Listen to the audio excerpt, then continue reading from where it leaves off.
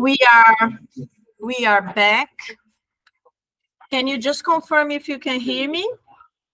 Can you all hear me? Good. Very good. So we are coming back to the end of the presentation of our friend Mauricio. So I'm already recording. We are going to start sharing again. Yes, I think you can all see. Very good. So we will ask Mauricio again to pick up. Thank you.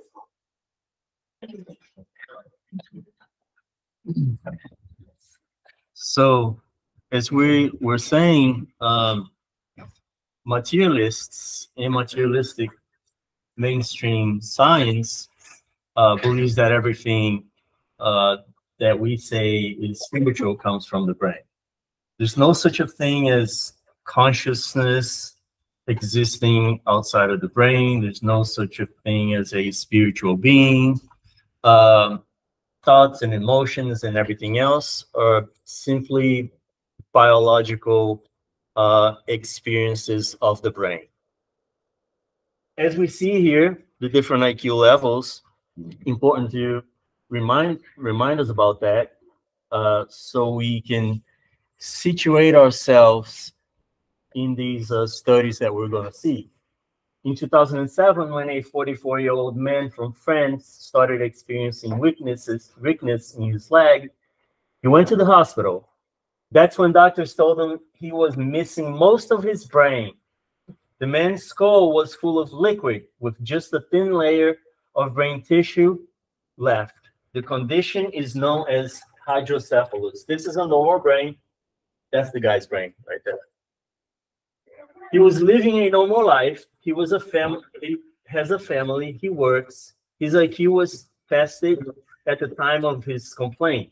This came out to be 84, which is slightly below the normal range. So this person is not bright, but perfectly socially apt, explains Axel Clemens, a cognitive psychologist at the Université Libre in Brussels, who was a doctor who was asked to investigate the case. There's a link for the source. Of course, I only took a couple of paragraphs of the research study of this case. But that was not just one case. In 1995, a campus doctor at Sheffield University was treating a student of mathematics for a minor ailment. The student was bright, having an IQ of 126, way up there, right? The doctor noticed that the student's head seemed a little larger than normal, and he referred him to Dr.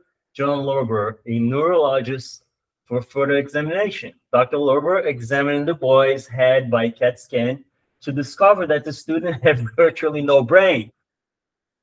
Dr. Lorber systematically studied hydrocephalus and documented over 600 scans of people with this condition.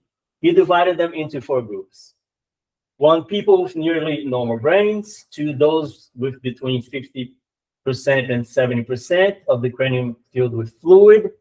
Those with 70% to 90% of the cranium filled with fluid. Those with 95% of the cranium filled with fluid. This group constituted less than 10% of the study. Half of them were profoundly mentally disabled. However, the other half had IQs over 100. So out of 600 people he studied, many of them had 95% of the cranium filled with fluid, and half of those had IQs over 100. Is the brain really the machine that runs everything within us? We know not to be so. And let's hear a neurosurgeon talk about that.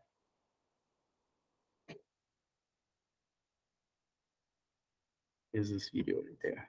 Oh, yeah, dude. This one here, considering evidence. Yes, that right there.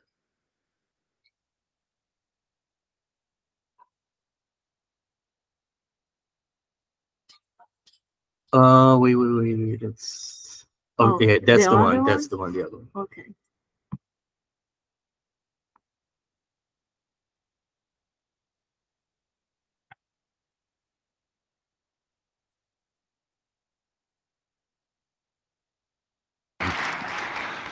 Well, I can certainly attest as a former materialist-oriented neuroscientist, neurosurgeon, that having a personal experience absolutely changed my life. And I think one of the most amazing things after spending a week in coma due to a severe case of meningitis that should have killed me, coming back to this world with a brain that was still quite wrecked by the experience, but then recovering over 2 months fully in a way that medical science really cannot explain. It's just kind of the beginning of kind of the healing and wholeness that is implied by this kind of connection that we have with the spiritual world. And it really is much more power than our culture in general will allow. But I must say, I was absolutely taken with your essay, and I highly recommend that everyone here read BigelowInstitute.org, Jeffrey Mishlov's essay. And what you'll find is it's very compelling evidence. And as he says, it's this bundle, all the facts. And as a neuroscientist, for me, what that implied was the consilience of evidence, for example, from quantum physics, which implies very strongly that consciousness is something that's fundamental and not derivative from the brain. But combine that with the extreme challenge in neuroscience of trying to understand anything about how conscious awareness comes into being. And for any materialist scientist who claims, you know, the brain creates consciousness, you then find that there's tremendous evidence that it does not. And then, of course, there is all the evidence for non-local consciousness out of parapsychology, which is just overwhelming. And you elucidate a lot of that. From my point of view, I think one of the big challenges in science, because the scientists who study consciousness are now very much kind of on board with your position. They realize that the materialist model clearly doesn't work at all, that the idea that only the physical universe exists and that the brain creates consciousness is absolutely false. But then, once you've admitted that there's something very real and concrete to this mental aspect, and that the mental seems to actually have power over controlling the physical world, the discussion still kind of dissolves into comparing true survival versus what might be called super psi, or the other argument that basically it's just telepathy among the living. So that, in other words, this kind of story, you could... Okay, that's it for that video. I know we want to watch more, but you guys can go on YouTube later. So, as Dr. Eben Alexander is saying, there's plenty of evidence and actually proof that, you know, consciousness is not in the brain. It doesn't come from the brain. There's something else going on, because people who barely have a brain, literally speaking, act just like everybody else, think and feel and have emotions just like everybody else. We also have the case of the spirit calm. Who has heard about the spirit calm before? Not many people? Okay.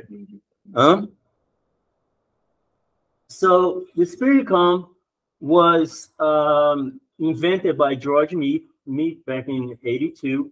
And there is actual recordings of spirits communicating through the spirit calm. Very old recordings online. If you put spirit calm, you find them. The inventor and his associates made a preliminary announcement in order to encourage other researchers to develop their invention beyond basic stage, so that the communication with the dead by means of electronic apparatus might become perfected as quickly as possible.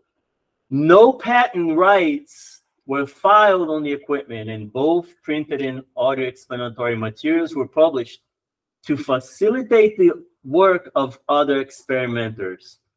So he came up with this radio that actually allowed some spirits to talk through it. But his idea of doing that research wasn't to make money.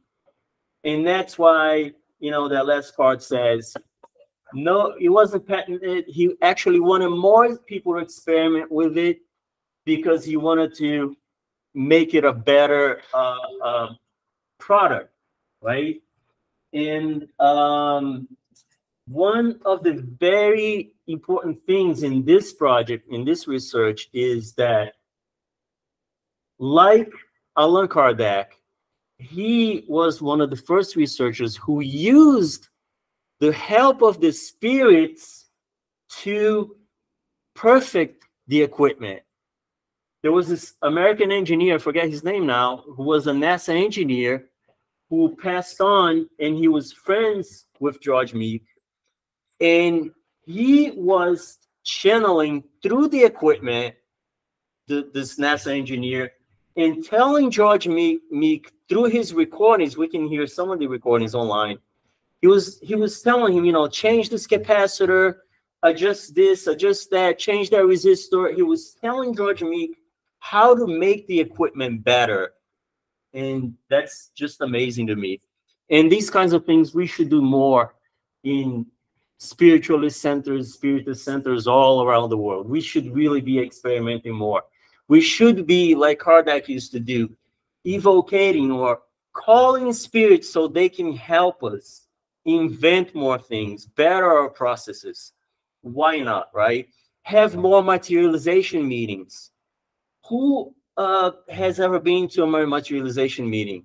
Probably nobody, right? Because it is so hard to find them. Back then, in Kardec's time, there were so many of them.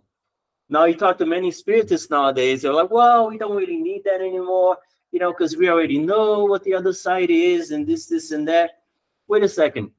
Billions and billions of people on Earth have no idea about this stuff that we study here.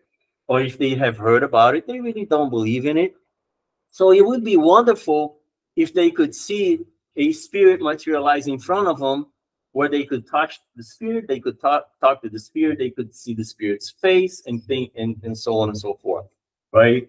There's maybe like 2 or 3 meetings that happen in Brazil. There are meetings of the materialization of spirits, but very hard to get to them to participate in one of those, for sure. So, and the problem with excesses. Religiosity can be used to describe the quality of being religious, or to describe an excessive or affected devotion to religion. It can also be used to describe religious orientations and degrees of commitment. Religiosity can be measured in different ways, such as church attendance, belief, acceptance, and doctrinal. So outside of spiritualism or spiritism, there's many religious people who think all this stuff that we're talking about here, it's something from the devil. Why is the devil? We shouldn't be dealing with this because, I don't know, we're going to be killed or something. But within spiritualist and spiritism movements, there's also many of us who have come from other religions, either in this life or in other lives, who we bring all these concepts into spiritism, and we're now having our own little dogmas within this philosophy, within this science, which is really not supposed to be religious. You know, we're supposed to have religiosity in the sense that, you know, we interact with God, we pray, and things like that, but not in the sense that where we're going to have dogmas. But we do, many of us do. Many of us believe in things that mediums come up with just because they're mediums. Many of us believe in things that mediums write, anything that a medium writes, because we believe that to be a good medium. So anything that comes from that medium, we're going to believe. Or anything that comes from a spirit that wrote a book or a few books that we like, no matter what book is written in and that has the name of that spirit on, we're gonna believe, right? That's not what the authority or spirit of spiritism dictates. If a spirit tells me that when we discarnate, we're gonna ride on this bus that rides above the floor, I need to know that more than one spirit is telling me that for me to be, okay, that's proof that this exists on the other side. I can hold that as a good theory, and it might make sense to me, but until I actually say this is really truthful, I need many more spirits through different mediums to tell me that. But a lot of us don't. We just believe because religiosity. We bring these things from other places other than the method that was created by Allan Kardec. The method that says you need universality of teachings. You need many people showing you. You need 1,200 cases of kids that are saying they had a past life, and you verify that. That's the universality of teachings functioning. And that's how slowly we'll be able to change what mainstream science is today to what mainstream science should be, a mainstream science that accepts spirituality. The other side is mysticism, the belief that people can have direct experiences with God or reality, and that this can be achieved through subjective experiences like intuition or insight. So now you also have the spiritualists or spiritists who believe anything. Like I'm walking around the house and I hit my toe on the chair and I feel pain. I'm like, oh my God, I'm being obsessed. You know, let me sit down and pray a little bit because I'm being obsessed. There's some spirits here who are trying to do some bad to me, right? So these are mystics. Like anything that happens to us, some spirit has to do with it. We're not praying enough. We're not going to the Spiritist Center enough. Spiritualists are not lighting incense. Religious people are not lighting enough candles and things like that. That's mysticism. That's the other side of the coin. Okay, that this is not what we need. What we need is the middle term, rational faith. The reconciliation of the divine with the rational, blending spirituality and science into seamless whole. That was the vision of Allan Kardec. Rational faith. So here, so we can finalize, there are universal laws we don't yet know exist. Absolutely not. There's so many laws that we have no idea that exist. We know a bunch of physical laws, not all of them. Like gravity, we are immersed in these laws, whether we like it or not, like the law of reincarnation. We may not like it, but it's working constantly. Whatever we do here now, we're going to encounter in the future, whether it's good or bad, we're going to encounter in the future. What is that? Law of cause and effect, right? It works for the material and it works for the spiritual too. Consider the spirit world as a possible answer to the phenomena. Whenever we're studying a phenomena, whether it be a physical or biological, material phenomena, consider the spirit world, like Kardec did. Like we said in one of the first slides, Kardec examined every possible physical material explanation, but then he's like, okay, there's an intelligence behind this. And the intelligence is not physical because I don't see it, so it's got to be spiritual. Consider that emotions, feelings, and degrees of knowledge and ethics are involved in spiritual phenomena. And this is one of the things that spiritual science or spiritualist science needs to put in our heads. We need to remember this, that it is much easier for me to experiment with material things only, because the repetition is always going to give me the same results. If I mix a certain amount of chemical elements, the result is always going to be the same result. But when it comes to experiments with spirituality, the results are going to be different. Let me give you an example. Angy, tomorrow you're going to come to my house for lunch. Don't answer. Don't say anything. You're going to come to my house for lunch. Question. Is Angy going to come to my house for lunch tomorrow? Why don't you know? Because it haven't happened. And maybe she have an accident on her way. Yeah. What else? Anybody wants to help? Free will. She doesn't want to. Free will. She might not want to. She might not be feeling good, right? She might have war. Exactly. So when it comes to the spiritual experimentation, there's spirits involved, there's emotions, there's wants and needs and wishes and all that. There's all that involved. There's love and hate, right? We may evoke a spirit, but that spirit might be, nah, I don't really want to talk to Mauricio and Angy. I really don't, you know? So there's all of that involved is different from just a simple chemical, materialistic research. As can you utilize the help of the spirits themselves, like we saw George Meek, right? When we want to experiment, we should ask them. Do not be discouraged when present mainstream science still does not support certain spiritual findings. All of these researchers we see, they all get attacked like crazy. Eben Alexander, we're gonna see now the last video so we can finish our presentation. The attacks he received, but all of them. Kardec, Jesus Christ, his books were burned, right?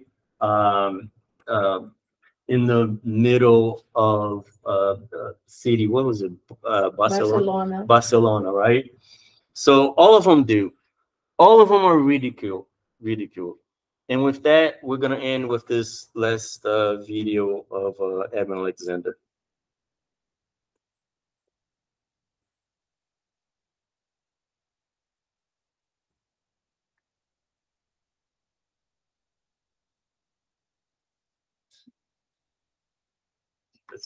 Could explain it just by telepathic communication, that people can read other people's minds and might therefore get that information. Oh, wait. Sorry. Yeah.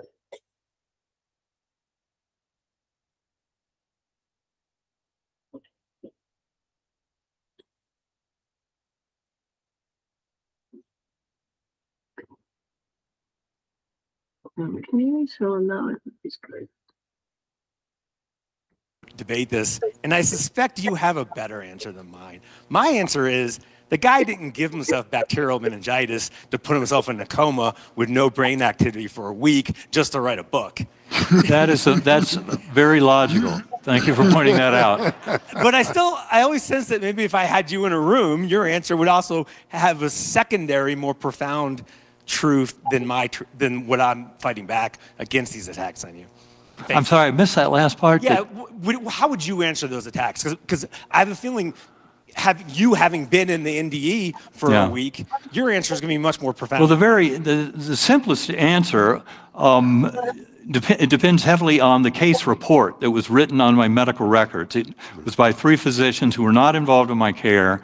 It was written 10 years after my coma.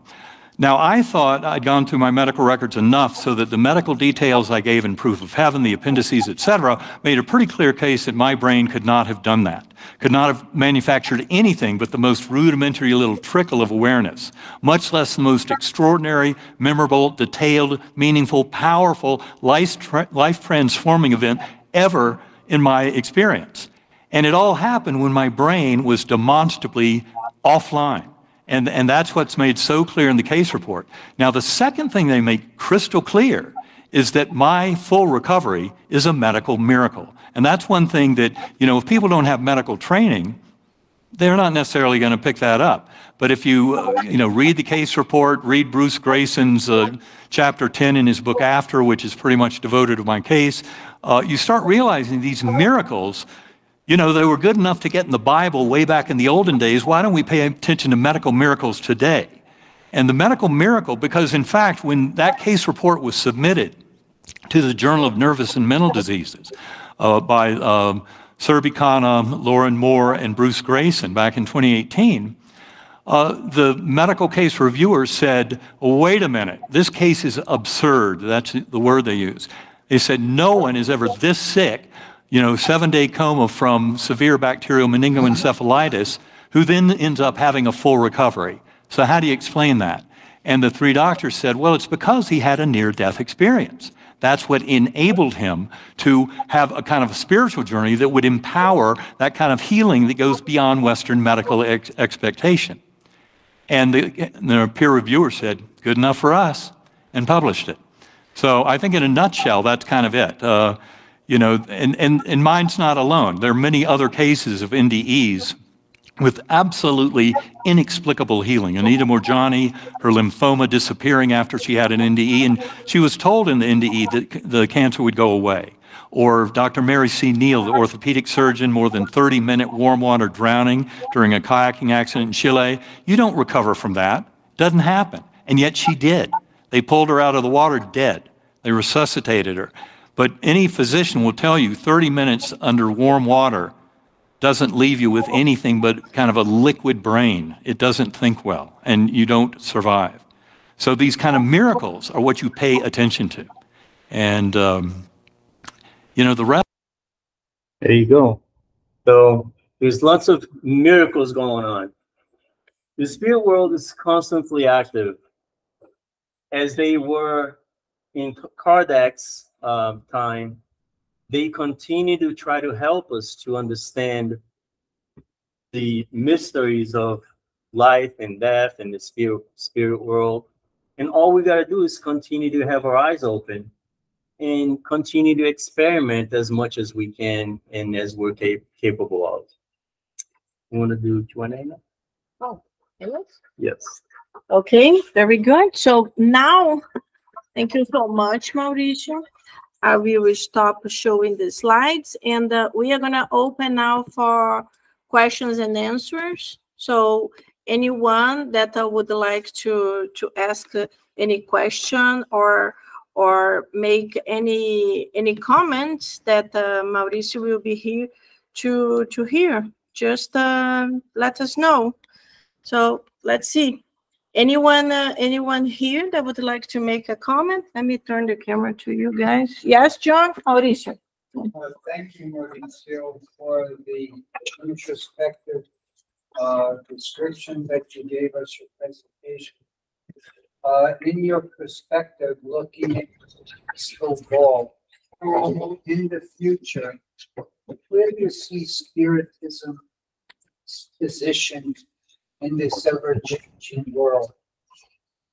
In the future, here we are 200 years, well, about 200 years after Kardec. Science has had leaps and bounds before it. And where do you see where we are going as a group? Yeah, so when we say Spiritism, Spiritism is just a part of, like we see, of our history, of the discovery of the spirit world, right? And that's what the Spiritist doctrine is. We see many scientists nowadays, spiritualists and Spiritist scientists, showing to us how the progression of this knowledge, of this spirit science knowledge, is exponential. So the more our sciences or mainstream science progresses, the more we're capable of proving more and more the existence of the spirit. And many of these scientists are saying that quantum physics, that we're starting to know a little better now, and let's say 10 years or 20 years ago, is really going to bring about a total change when it comes to mainstream science accepting spirituality. Now, when is hard to tell. You have, for example, Dr. Dacio Yandoli, who wrote many pieces on spiritual science. He really thinks that in like 15 to 20 years, there's not going to be a way for mainstream science to not accept the existence of the spiritual being anymore. And there's others who think it's going to be more. There's others who it's going to be a lot more than that. But we're going in the right direction for sure. And the more acceptance you have of this spiritual convergence and message, the more peace there'll be in the world. Absolutely, because when you know that you or me, we can reincarnate. First of all, we can reincarnate and be in the same shoes as anybody else. I can reincarnate my next life and be living in, I don't know, Africa, in a poor neighborhood in Madagascar, right? So what does that do? You start seeing the whole world as one. You know, there's less division, there's less racism, there's less violence in all of these things. There's less hate from one country to another. Let's pick a great example, a present example. Imagine like if Palestinians and Israelis truly believed in reincarnation, that they could reincarnate as each other. You know, would they be in this situation that they have been in for, I don't know, maybe hundreds of years? So that's why spirituality is so important. That's one of the reasons, but there's many other reasons. Okay, I have one question here. Matthew, please unmute yourself and then you can ask your question. Okay, so this isn't really a question, but it's a comment. Like, okay, so you know, like the part where they're like, where you're like saying of like talking about like those skeptics that are like those materialist skeptics that are saying that like that all those like all the like, you know, spiritual phenomenon and like experiments or stuff and are all entirely based on fraud or fraud or on, you know, fraud or like flawed control methods and yada yada yada. Yeah, I see that all the time on Wikipedia, like when it comes to this stuff. And so anyway, like one thing, and they're also like, you know, and you know, like what really raises an eyebrow for me about when they say about like near-death experiences, they always like talk about, oh, it's all in the brain this, all in the brain that. But one thing that like that I've noticed, that because I've noticed something, the thing I noticed is like, how often have I seen them address like the fact that like whether or not it's in the brain, like, or spiritual or not, like, is that it has a very positive after effect on them. It changes people's lives for the better. So because I've seen like the skeptic narrative that like, you know, the belief in supernatural anything is like sort of holding people back intellectually or destroying the fabric of society and such. But here it is with NDEs like providing like such a groundbreaking positive impact on their lives, and they're just ignoring that. Thus, like, it's blowing a hole in their narrative. Yeah. There's one of the factors of NDEs, right? Most people, the great majority of people, really change their lives and their perceptions when it comes to spirituality. Yeah. But if you study and the research on NDEs, you will see how really amazing it is that people who are in coma, who can describe things that happened to their families, they visited their homes while they're laying on a hospital bed, they can describe everything. You know, they went to their son's birthday and they describe how the birthday party was, and all of these things that you're like, okay, that person was actually alive, you know, and going about going to places and experiencing things in other places while their bodies were laying down on a hospital bed. Oh yeah. Oh yeah, yeah. Like I have heard of plenty of those too, and yeah, they are like, convincing. Yeah, to be honest, a lot more than convincing. Oh yeah. They're real proof of how consciousness lives apart from the physical body and the brain. Oh yeah. Thank you so much. Thank you so much, Matthew. Anyone here would like to ask a question or make a comment? Just one quick. I just would like to know your opinion about the fact that A little bit louder so they can hear. yes, I just would like to know your opinion about the fact, because we know that in the Kardec times, he said that in that time the mediumistic phenomena happened in that time was more how can I say, common and more frequently that we can see nowadays. And it is interesting, at least in my mind, that in the same time that because I think that we should expect the same frequency of the phenomena happening nowadays that is not happening, but in the same time the science evolved as well. So the science evolved a lot since that days. Yes. And now we see that this is not explicables. How can I say this? Explainable phenomenon is not happening anymore. And what your opinion about that? Yeah. Why this phenomenon is becoming rare nowadays? That in the same time the science evolved. You know? Yeah, I think you're talking about the physical phenomena of table movements, wrappings. So I don't know if you guys heard it online. He's asking why it happens so much and now we don't see it as much, right? It happened so much at Kardec's time. Exactly. And in the same time, we know that the science evolved. And maybe now the science can explain this phenomena that we couldn't explain in that time. In that time, we thought that this is supernatural. And maybe nowadays we understand better that there's nothing supernatural in that phenomenon. Maybe it's natural. I don't know.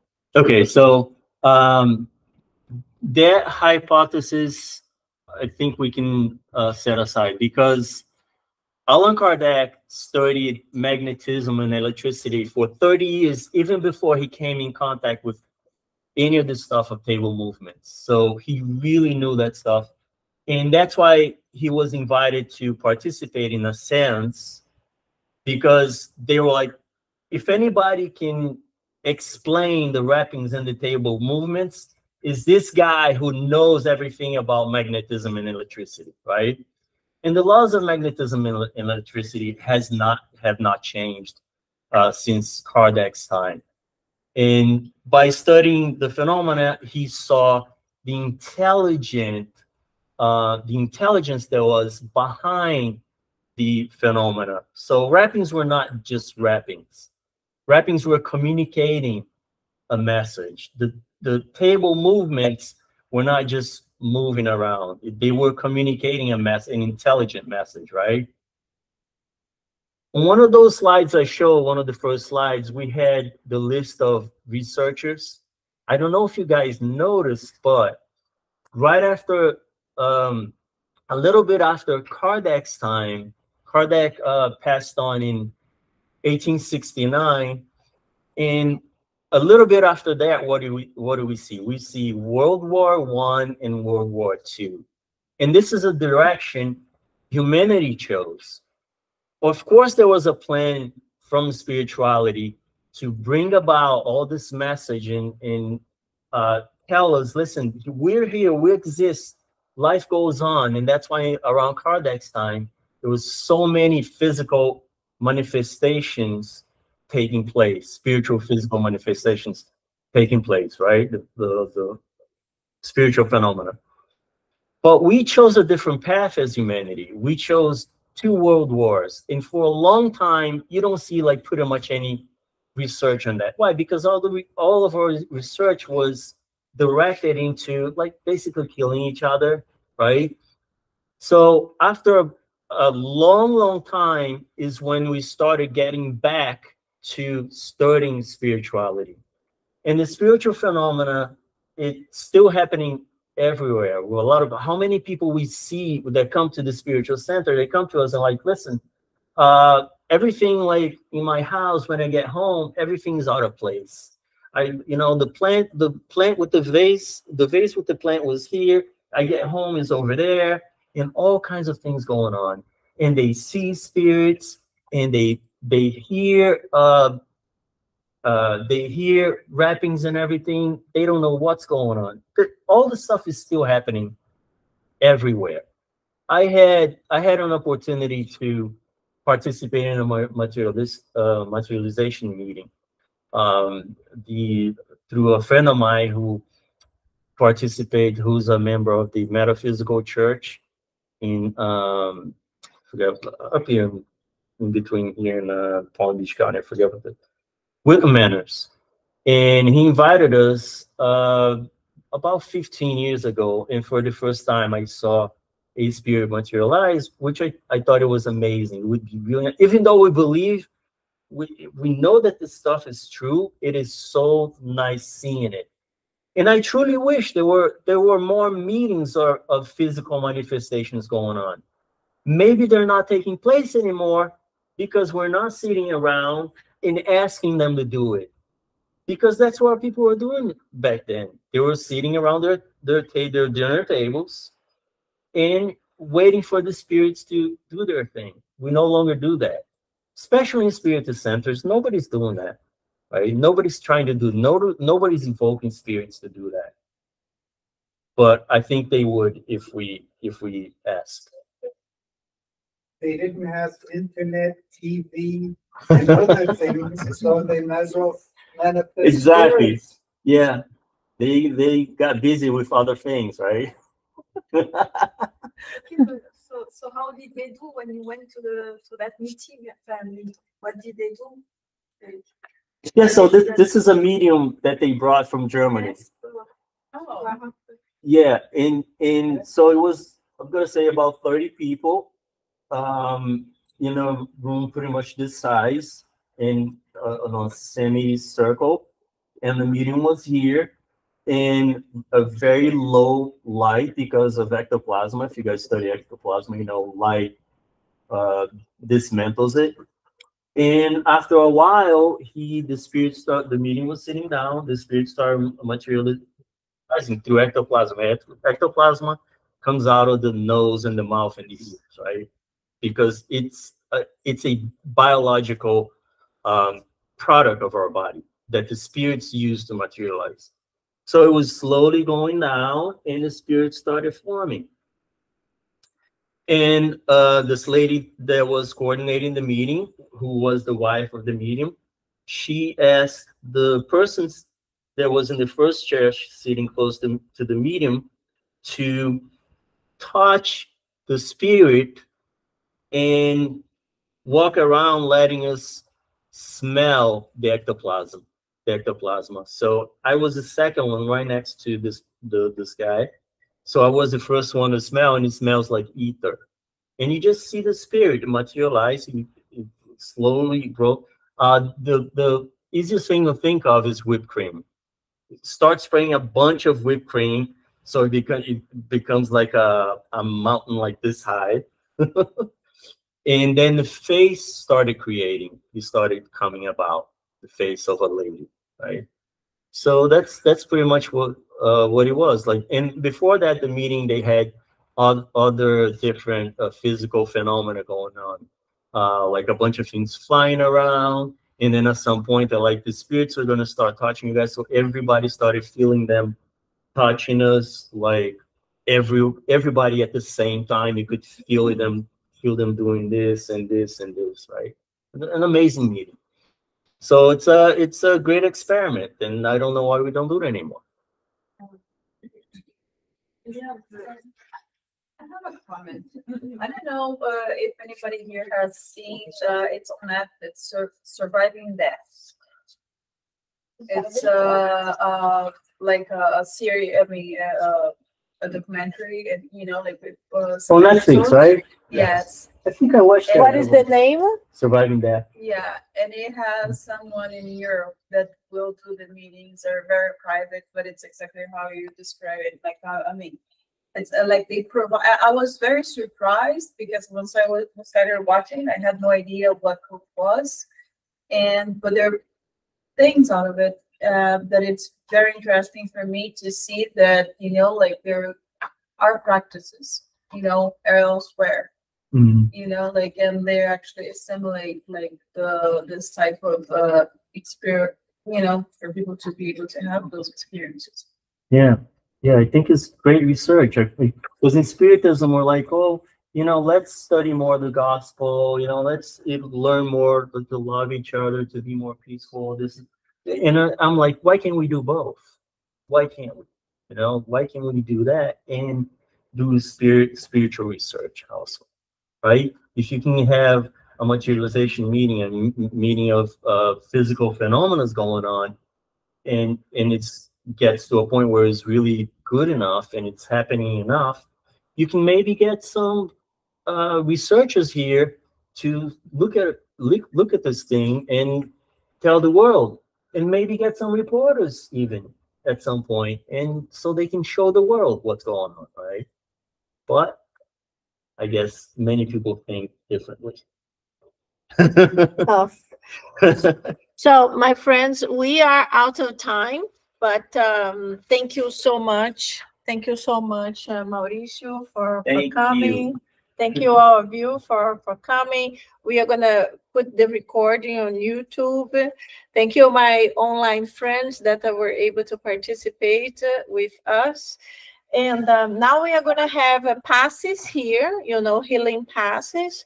So we are going to ask the pass givers to prepare the chairs in the back. Turn off the light, please. And João, can you invite each one to go to 4 chairs, please? Let me disconnect the recording.